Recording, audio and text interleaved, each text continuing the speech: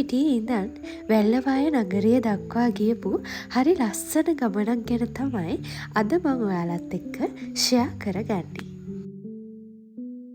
අපි මේ ගමන පිටත් උනේ හවස 4ට විතර.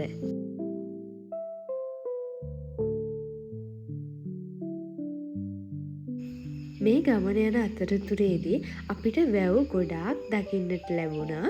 ඉතින් ඒ අතරින් මේ ලස්සන වැව තමයි නෙළුම් වැව.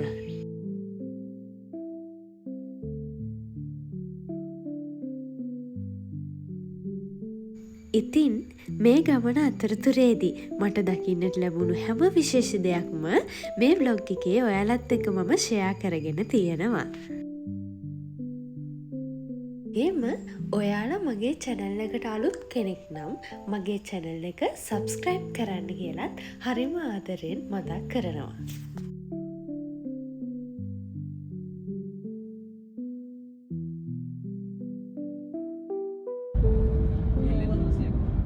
පැය භාගයක දුරක් තියෙන්නේ කියලා චූටි බොරුවක් කියලා මාව එක්කන් ආපු ගමනක් තමයි මම මේ ඔයාලත් එක්ක ෂෙයා කරගන්නේ.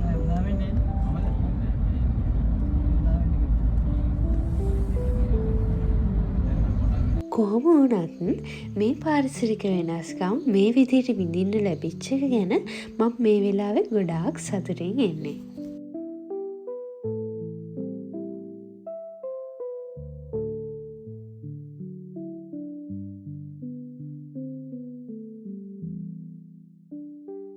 ඇසිපිය ගහන වේගයෙන්ම කුඹුරු යායවල් පොඩි පොඩි ඇලපාරවල් පොඩි පොඩි වැව් පහු කරගෙන අපි ඊළඟට නැවැත්තුවේ හරීම ලස්සන තැනක.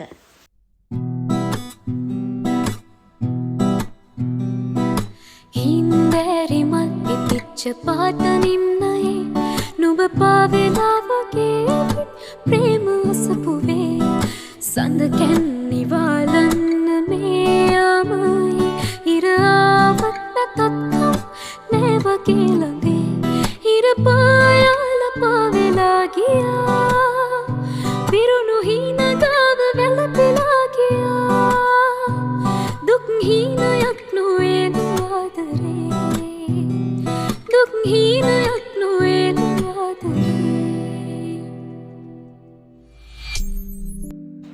ඔව් මේ ඔයයි මයි හැමෝම අහලා තියෙන සමහරු දැකලා තියෙන මම දකින්න ආසාවෙක හිටපු තනමල්ලිල වැව.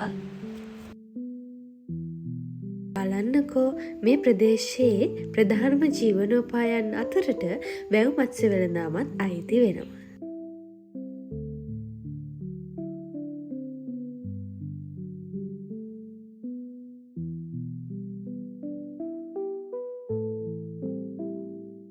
මේ වගේ සුන්දර හවස් වරුවක් සුන්දරව විඳින්න අපේ ඊළඟ නැවතුම වුණේ වැල්ලවාය බුදුරුවගල වැව.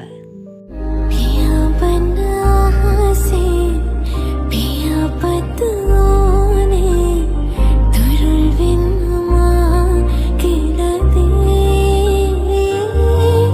මගේ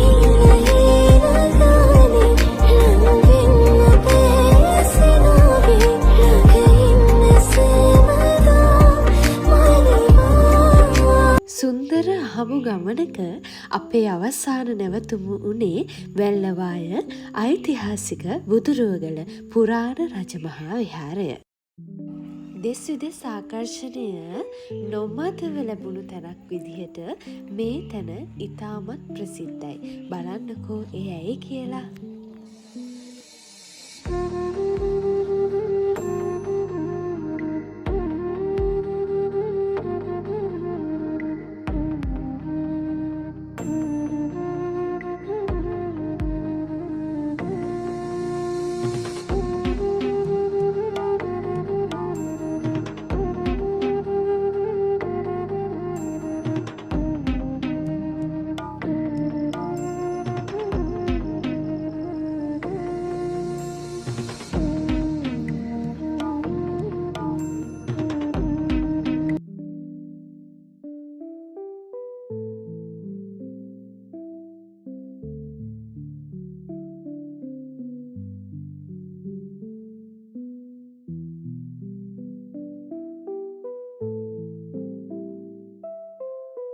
අපි ජීවත්වන පළාත්වල ඉතාමත් කලාතුරකින් දකින්නට පුළුවන්.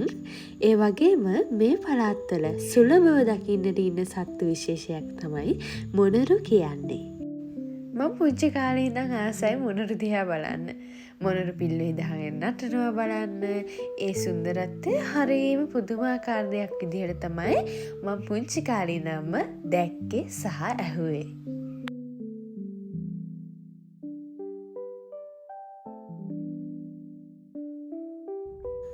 ඉතින් ජීවිතේට පුංචිම හරි වෙලාවකට මේ වගේ නිදහසක් ලැබෙන්න ඕනිමයි.